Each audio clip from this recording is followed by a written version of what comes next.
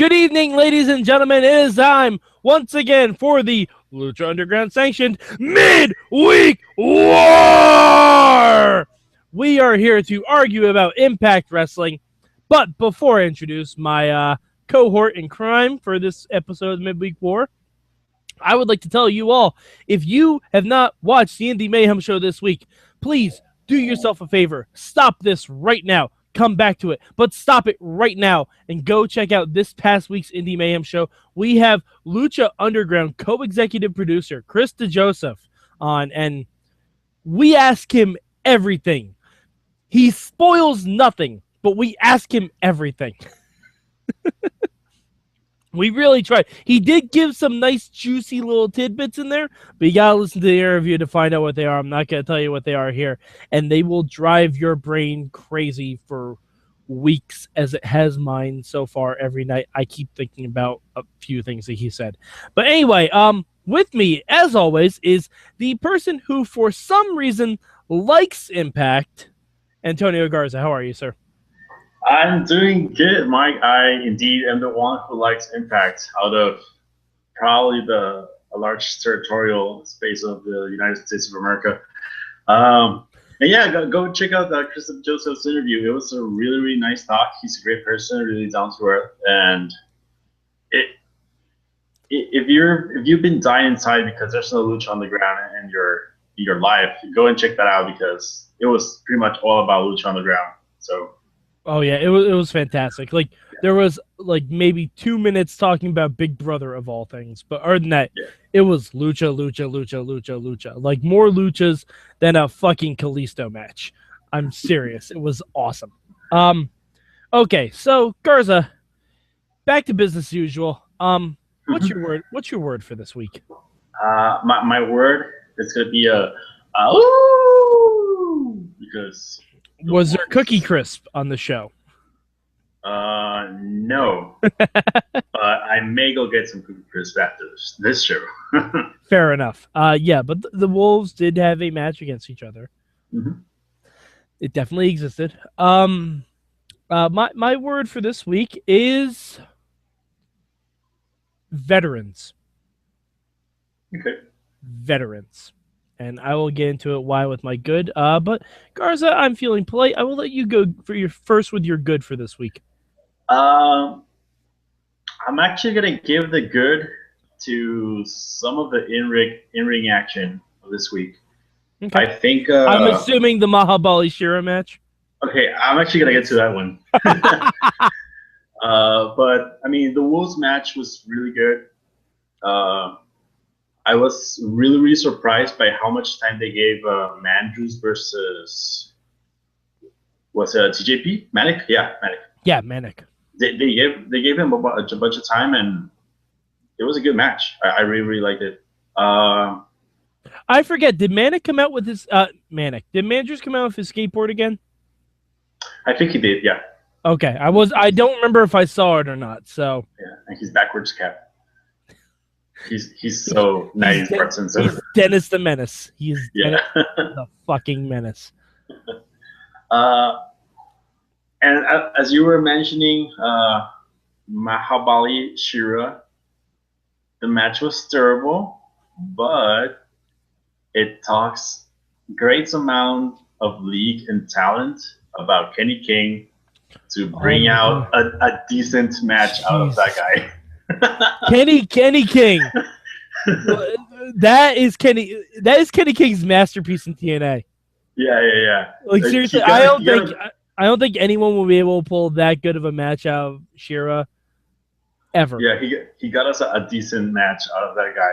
And thank the gods that there was no Shera shuffle during the match. Yeah, during the match. But Garza, there can't be a Shera shuffle because this match was recorded before he invented the Shera shuffle. It doesn't matter. Yes, I live in a KP world. I don't care. You live in a TARDIS. I forgot. But yeah, that finish to the Shera Kenny King match, that Sky High looked like the best fucking thing I've ever seen in my life. Yeah. Like, that's the best looking powerbomb variant I've seen that wasn't coming from Kevin Owens this year. Yeah, And, yeah. I mean, it was all Kenny King, obviously. Like, Shera literally just had to catch and turn. But Yeah. still, props to Kenny King. Like, if that was Right. his last match before going to Ring of Honor, bravo, sir. Bravo. You went out with a bang. Yeah, but I mean, I guess the other matches, Root Young, it was just typical Root Young match. I guess I've seen them so much that I'm not hyped about them. Yeah. And the other one I think was Madison Rayne. Madison and Gale. Yeah, which it's okay. Oh, no, it was Madison and Brooke. Excuse me. Okay, Madison Brooke. Yeah, yeah, yeah. Yeah. I didn't think much of it, but it was what it was. I mean, there have been better Madison Rayne matches, but there have been worse ones, so. Yeah, exactly. I'm going to give my good to Bobby Roode and Eric Young. Oh, really? Yeah, not necessarily for their match, because we've seen their matches before, but for the backstage segments and making me really trying to give a shit. Because I swear to God, like, if there's two guys who I would pluck from TNA and just put them anywhere else because they really are that good, it's Bobby Roode and Eric Young. And I know those segments were filmed months ago, but god damn if they weren't really, really entertaining. Like, it made me care about their match because it was something different. It was an actual, like, there was a story going into the match. Granted, they didn't really wrestle. Like, the match didn't progress the story that much, but the build up to it was fresh. It wasn't just video packages over and over again about what Bobby Roode and Eric Young have done to each other, because we know that whole story. If you don't know that story, you haven't been watching TNA for the past 10 years, because that's how long the Bobby Roode and Eric Young feud has been. But yeah, the backstage stuff I thought was great. Like, with Eric saying that Bobby wasn't going to make it to a match and attacking him and then not attacking him. Like, it was really, really good. Huh. And I think only Eric Young and Bobby Roode could have made that shit work. Because I think they knew that this was going to be kind of a bullshit tournament thing with a lot of filler matches. So they're like, hey, let's make it interesting. It's like when they have EC3 interstitials. So, you know, it's going to be good if you're talking about current stuff. They did the same thing with Madison Rayne. Like, she was actually talking about becoming the first female world champion. Yes, that's what we need to see. More of that. Like, find the talent. I don't care if they're working at their Cinnabon in their part-time job. Find them. Record whatever you have to. Make it fucking mean something. All right. So, Garza, what was your bad this week? Well, my bad was actually the Eric Young backstage segments. Oh, fuck you! No, I don't know. We're like, directly arguing this week. This is great. Yeah. Root was good, but there was a point. It was probably by the time that Eric Young started to like try to play mind games. That I don't know. I just like I started losing my patience for Young. I was like, oh man, I'm getting tired of your trying to be heel boys, and I don't know. I just didn't connect to that promo like you did. Okay. Well, I mean, I'll accept that Eric Young is not a natural heel. Bobby Roode is not a natural face. The roles are really flipped. Yeah, I mean, Young can be a really good heel, but I don't like the crazy Young. I like for instance, when he World was Elite? World Elite. That was World my Elite favorite. was the shit. Yeah, he was my favorite heel Young. But this guy that's like going crazy and starts shouting everywhere, like I don't know. I guess I got tired of hearing him, and this show had a lot of that. So I can understand that. I can understand that. It's not the best gimmick, but I feel like Eric Young is turning shit and making it into Shinola. You know what I mean? Like, he's trying to do the best with it that he can. Yeah, I agree. That props to him for that. It's like when Abyss is given shitty gimmicks. Abyss can work a shitty gimmick into something really fun. Eric Young is the same way. Hell, even Bobby Roode's the same way. Like, all the TNA original group, they have master's degrees in turning shit into salad. You know, They've been doing it for 12 years in Impact. Like, all right. My bad this week. Mahabali Shera. And it's not the match. Like we said, Kenny King pulled the best match out of Mahabali Shera that I think we'll ever see. It's the intro. Because TNA has realized that they fucked this whole thing so poorly that they can't show the intro of the guy that, let's face it, is probably going to win this whole fucking thing. Shut your mouth. No, I'm serious. If the finish is going to be in goddamn India, Mahabali Shera is going to be the first guy to pin EC3, and I'm going to be the saddest person in the world. Like, I will literally cry. And not like happy tears, not like, I will just sob uncontrollably for the entire show of the Midweek War that week. But yeah, because he was such a big heel and such a part of the Revolution, they can't show his entrance. They have to dub over his theme song. He wrestles like a heel. Like, people were cheering for Kenny King, for fuck's sake. Remember when Kenny King went face that 1 week? That's when this match happened. That's when this match happened. I'm like, wow. Shera is supposed to be like the benevolent immigrant who dances and we love him. And everybody fucking hates him during every one of his matches. I think that's more real and current, that everyone hates Shera and we would rather cheer for Kenny King. Obviously, because Kenny King is in a different company now, and he'd be hilarious if we moved on. I mean, not even that. I think that even if it had been taped today, people would still be crapping on Shera. No, because they would have paid the people in the front row of the Impact Zone to do this. Whatever the fuck that is. But, like, the narrative that they're trying to spew doesn't match the product. That's like I can't even think of a good example. It's like talking about Star Wars but showing an episode of Star Trek. It's not the same fucking thing. Like, it's not. It's like saying, oh, Kurt Angle was the biggest it's like talking about Macho Man Randy Savage, saying how he was this huge fan favorite, and then showing him beating the shit out of Hulk Hogan. Like, it's not the same thing.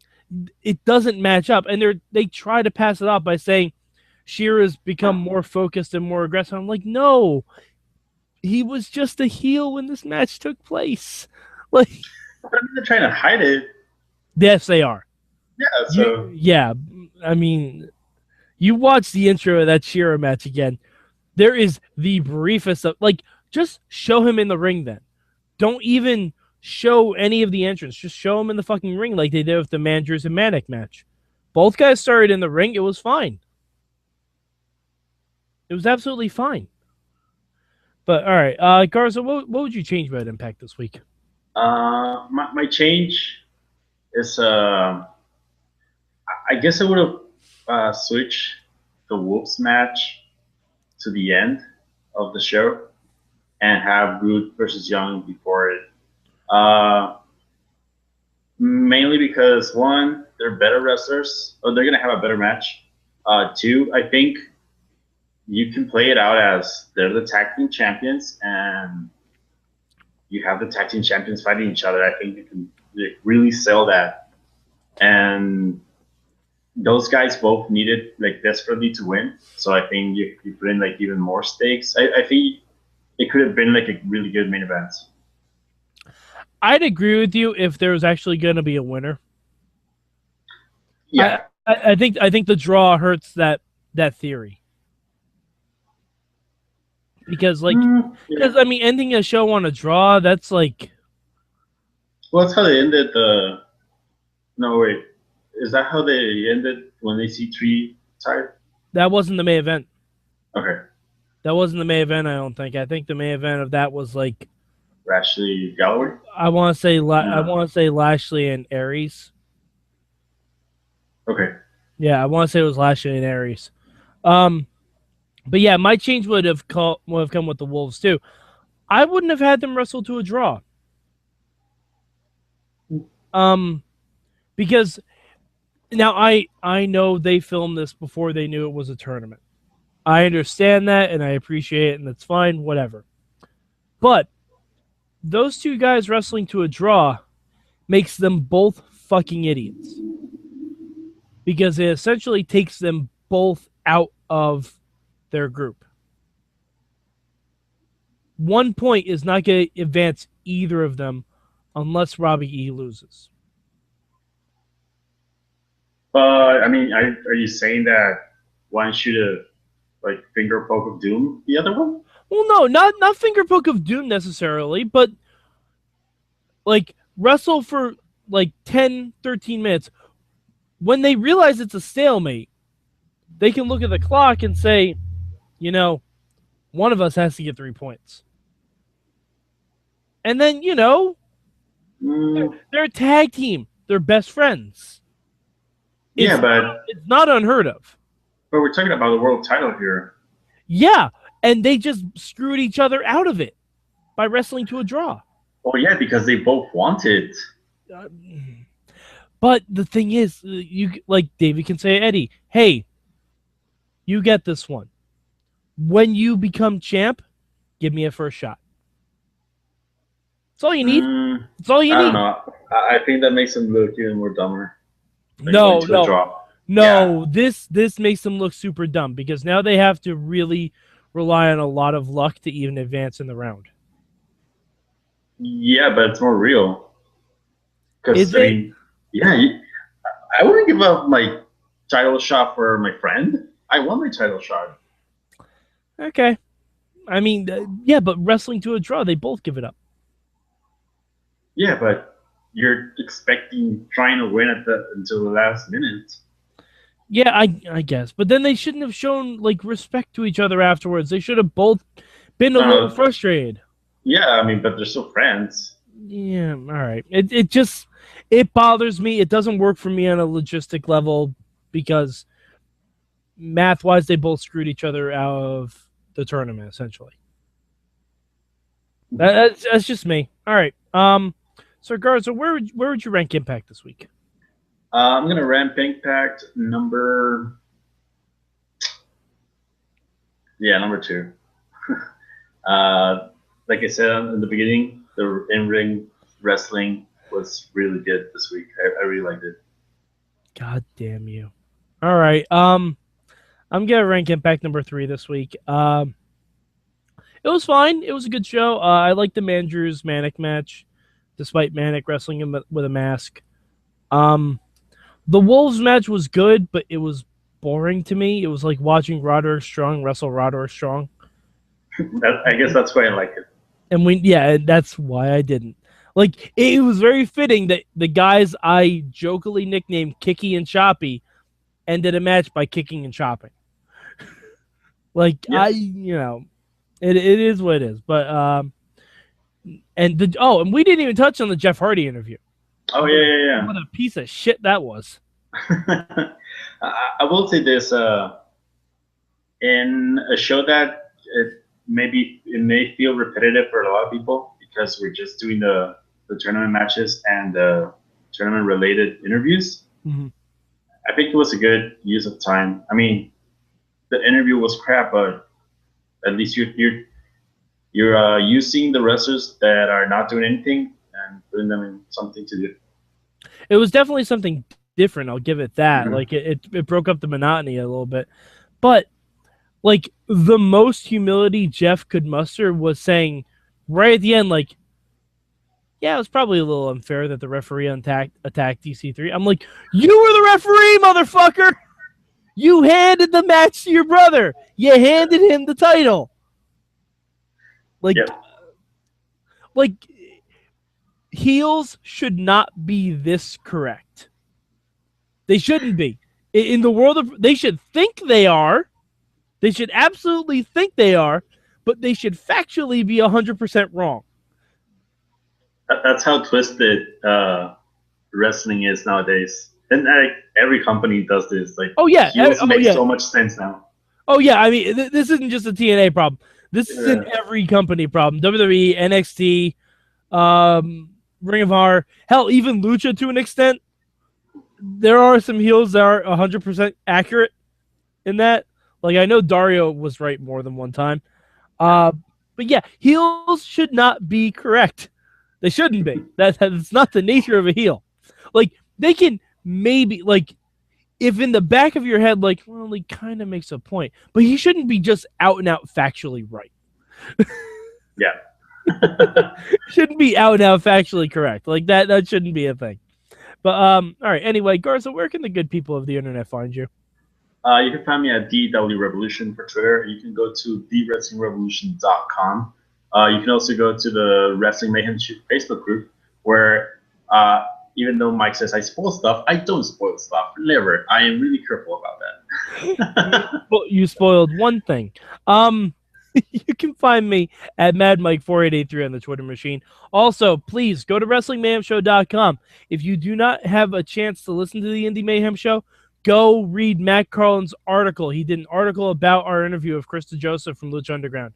It is a fantastic article. It was a fantastic interview. If you are a fan of this show or of Lucha Underground, you need to watch it. You need to read it. You need to just consume this interview because it will tide you over slightly until we see Lucha Underground in 2016.